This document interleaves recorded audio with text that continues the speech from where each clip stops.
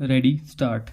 As Israel is amassing troops and tanks on its border with Gaza in preparation for a ground invasion after ordering some 1 million people to evacuate from the northern half of the land strip, US President Joe Biden and British Prime Minister Rishi Sunak traveled to Israel to declare their support for the Jewish nation's right to defend itself. Stop.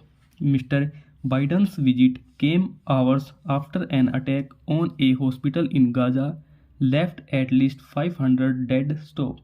The Palestinians say the hospital, which was sheltering thousands, was hit by Israeli jets, while Israel claimed that a rocket fired by Palestinian militants caused the explosion. Stop.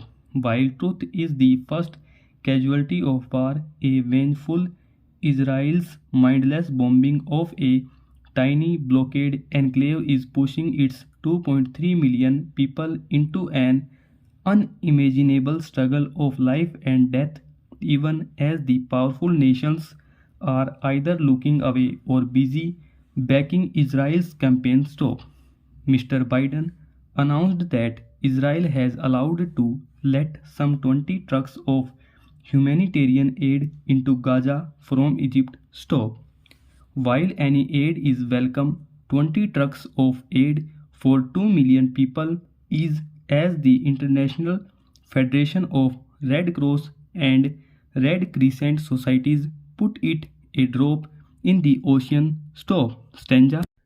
The October 7 Sabbath attack that Hamas carried out in Israel should be condemned without any hesitation. Stop.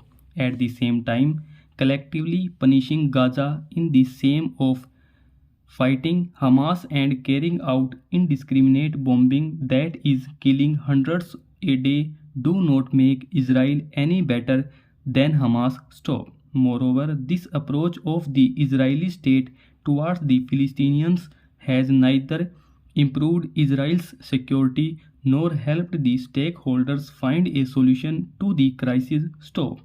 Israeli Prime Minister Benjamin Netanyahu, on whose watch the country's biggest security crisis unfolded, says he will crush Hamas. Stop. But Israel does not have easy options. Stop.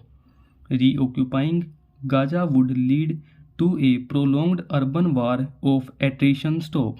Hamas rose to prominence using the vacuum left by the failures of Fatah and the Philistine Liberation Organization. Stop.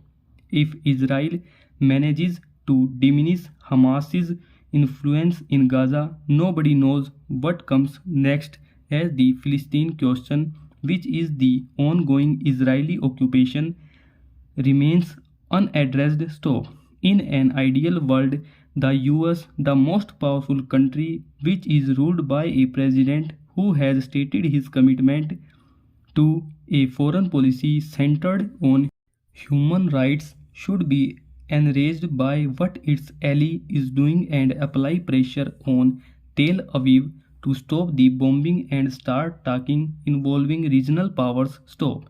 But as that is a known possibility as of now, Israel is set to continue the attacks with impunity, multiplying the woes of millions of Palestinians. Stop.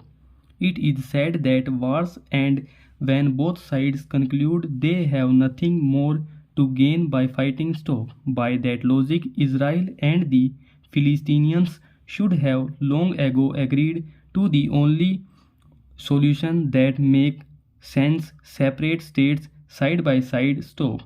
They have tried again and again, but in this cauldron of religious passion and competing grievances, peace has always lost out. Stop.